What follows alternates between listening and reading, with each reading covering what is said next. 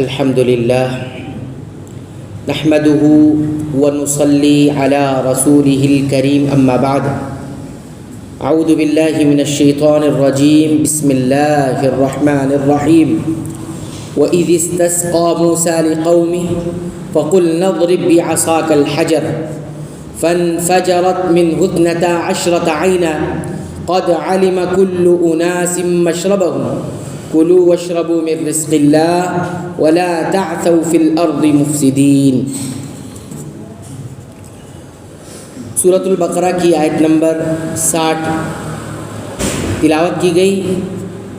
اس آیت کریمہ کے معانی کا ترجمہ یہ ہے، اور اس وقت کو بھی یاد کرو جب موسیٰ علیہ السلام نے اپنی قوم کے لیے پانی مانگا اللہ تعالیٰ سے، تو ہم نے کہا کہ اے موسیٰ تم اپنی لاٹھی کو پتھر پر مارو، لہذا اس پتھر سے 12 چشمے پھوٹ پڑے، اور ہر انسان نے اپنے پینے کی جگہ کو جان لیا۔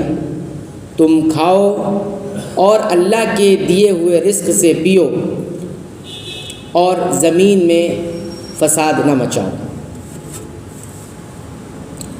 یہ آیت کریمہ کے معانی کا ترجمہ آپ حضرات کی خدمت میں رکھا گیا۔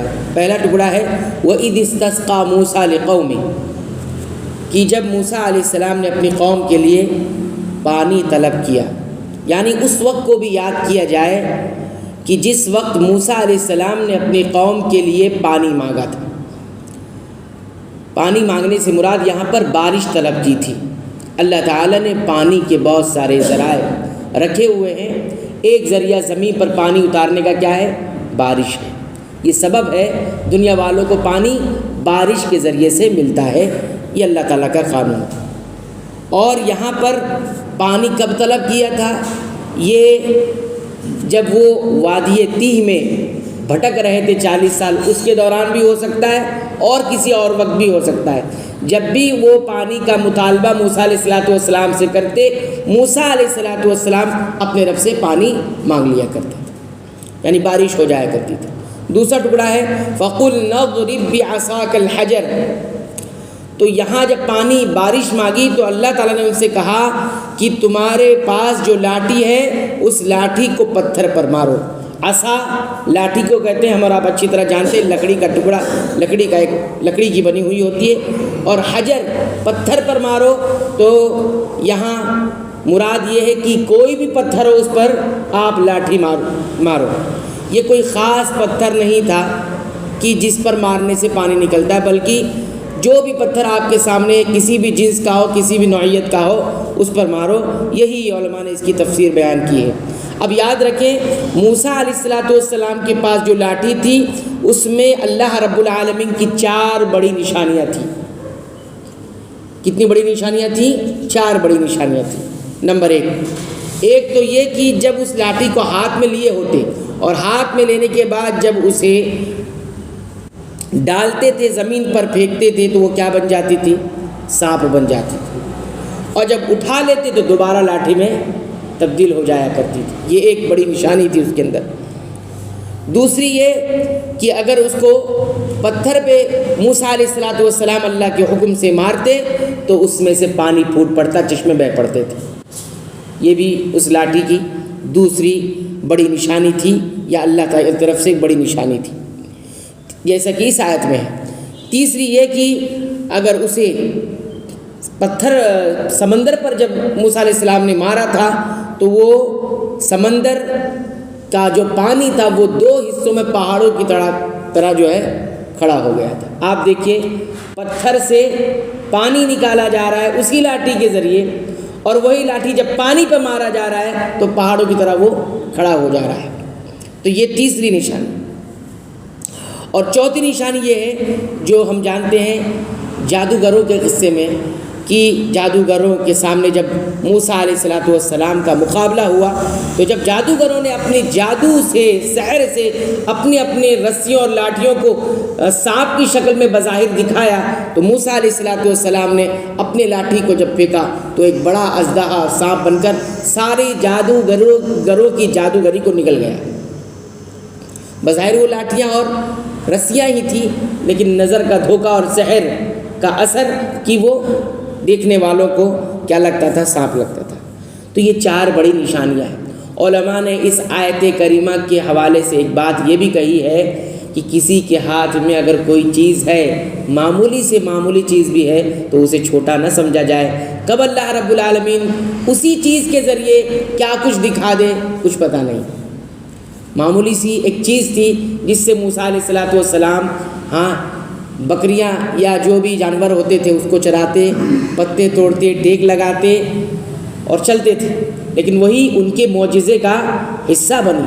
تو کسی کے پاس کوئی معمولی چیز ہو تو اسے حقیر اور کمتر نہیں سمجھنا چاہیے۔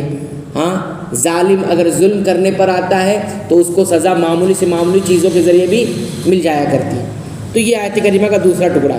تیسرا ٹکڑا پھر فرمایا فانفجرت منہ، جب پتھر پر مارا موسیٰ علیہ السلام نے تو اس پتھر سے کیا پھوٹ پڑے؟ 12 چشمے پھوٹ پڑے۔ انفجار کہتے ہیں کھل جانا، پھٹ جانا، اس لیے فجرت۔ اور فجر کو فجر اس لیے کہتے ہیں کہ رات کی تاریکی کو پھٹ کر روشنی باہر آتی ہے۔ تو کوئی چیز پھٹ کر کوئی چیز باہر نکلے تو اس کے لیے کیا لفظ استعمال ہوتا ہے؟ انفجرا۔ اور اسی سے فجر بنا ہوا، فجر بھی رات کی تاریکی پھٹتی ہے اور نکل کر آتی ہے اور روشنی نکلتی ہے، تو اسی کو فجر اس لیے بھی کہا جاتا ہے۔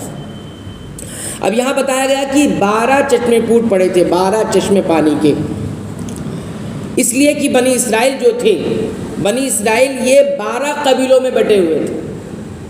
اور علماء نے یہ بات بھی کہی ہے کہ ان کے درمیان ہمیشہ رشا کشی بھی ہوتی، جھگڑے ہوتے رہتے تھے۔ تو ایک چشمہ نہیں ہوا کہ سب جا کر پانی پئیں گے، پھر لڑائی شروع ہوگی ان کی، لہذا 12 قبیلوں کے حساب سے اللہ تعالیٰ نے 12 چشمے جو ہے پتھروں سے جاری کیے۔ اور پھر فرمایا قد علم کل اناس، تو جتنے قبیلے والے تھے ان کو اپنے پینے کی جگہ معلوم ہو، ایک تو جگہ معلوم ہوگا، ایک وقت معلوم ہوگا، کب آپ کو کس چشمے سے پینا ہے اور کس وقت پینا ہے، کون سا چشمہ کس کا کہاں ہے، وہاں سے اس کو پینا ہے، وہ سب وہ اچھی طرح جو بھی ان کی نشانی اللہ نے بتائی ہوگی اس سے وہ پہچان لیا۔ اب بتایا جا رہا ہے کہ یہ جو 12 چشمے پھوٹ پڑے تھے یہ موسیٰ علیہ بنی اسرائیل پر بھی ایک نعمت تھے اور موسیٰ علیہ السلام کے لیے بھی ایک نعمت تھی۔ بنی اسرائیل پر نعمت اس طور پہ تھی کہ ان کو پانی کی ضرورت ہے جس سے وہ اپنی پیاس بجھا سکیں، لہٰذا یہ ایک نعمت ہے جس سے انسان فائدہ اٹھا کر اپنی جو ہے پریشانی کو دور کر سکتا ہے۔ موسیٰ علیہ السلام کے لیے یہ چشمے اور یہ چیزیں اس لیے نعمت تھی کیونکہ یہ ان کے نبی اور رسول ہونے کی ایک بہت بڑی نشانی تھی، ایک بہت بڑی کیا تھی؟ نشانی تھی۔ تو اس طور پر دونوں کے لیے تو ایک نعمت ضروری نہیں کسی ایک کے لیے نعمت ہو، وہ کئی ایک لوگوں کے لیے بھی نعمت ہوا کرتی ہے، یہ بھی یاد رکھا جائے۔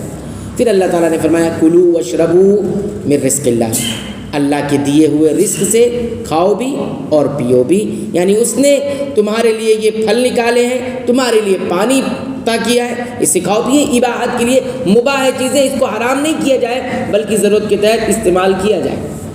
اس کے بعد فرمایا وَلَا تَعْثَوْا فِي الْأَرْضِ مُفْسِدِينَ، یہ آیت کریمہ کا آخری ٹکڑا ہے، اور زمین میں چلو پھرو لیکن فساد مچاتے ہوئے نہیں۔ فساد کس کو کہا جاتا ہے؟ فساد کہا جاتا ہے زمین پر چلتے ہوئے گناہ کرنا، اللہ کی نافرمانی کرنا، اسی کو فساد کہا جاتا ہے، اس کے علاوہ اور کوئی فساد نہیں ہے۔ اور تعثو کا مطلب کیا ہوتا ہے؟ تیزی سے فساد کرنا، یعنی گناہ پہ گناہ کرنا، گناہ چھوڑنا نہیں، یہی فساد ہے۔ انسان اکیلا تنہا بھی فسادی ہوتا ہے، ہم اور آپ فسادی اس کو کہتے ہیں جو دوسروں کے ساتھ غلط کرے، لیکن ایک فسادی وہ ہے جو زمین پر رہتا ہے، زمین سے فائدہ اٹھاتا، سورج سے فائدہ اٹھا، اللہ کی نعمتوں سے فائدہ اٹھا رہا ہے، لیکن اللہ کے مطابق، اللہ کے بتائے ہوئے حکم کے مطابق نہیں چلتا، وہ خود ایک بڑا فسادی ہے۔ وَلَا تَعْثَوْا فِي الْأَرْضِ مُفْسِدِينَ، اور یہ فرمایا کہ فساد گناہ کو کہتے ہیں۔ دیکھیے قرآن حکیم میں ہے ظَهَرَ الْفَسَادُ فِي الْبَرِّ وَالْبَحْرِ بِمَا كَسَبَتْ أَيْدِي النَّاسِ لِيُذِيقَهُمْ بَعْضَ الَّذِي عَمِلُوا لَعَلَّهُمْ يَرْجِعُونَ، یہ سورہ روم کی آیت نمبر 41 ہے۔ اس میں بتایا گیا کہ فساد ظاہر ہو چکا ہے زمین میں بھی اور سمندر میں بھی، کس وجہ سے؟